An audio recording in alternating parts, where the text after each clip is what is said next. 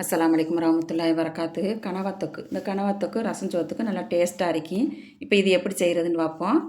இப்போ fresh கனவாயில் 1/2 kilo எடுத்திருக்குது. இதை பொடிசாக நறுக்கி கழுவிக்கிறேன்னு.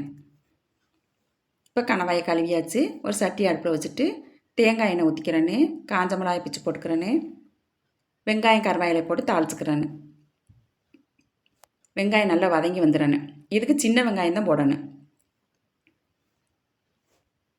இப்போ வெங்காயம் நல்லா வதங்கிருச்சு.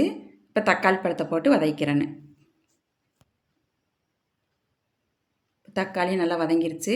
இப்போ காரத்துக்கு தக்கன மிளகாய்த்தூள், 1/4 ஸ்பூன் இஞ்சி பூண்டு பேஸ்ட் போட்டுக்கிறேன்னு. இதுக்கு இஞ்சி பூண்டு பேஸ்ட்டு நிறைய போடக்கூடாது, கொஞ்சமாக தான் போடணும். மசாலா நல்லா வதங்கவே கனவாயை அள்ளி போட்டுக்கிறேன்னு. கனவாயை போட்டுட்டு தேவையான அளவு உப்பு போட்டு வேகுகிற அளவுக்கு தண்ணி ஊற்றிக்கிறேன்னு.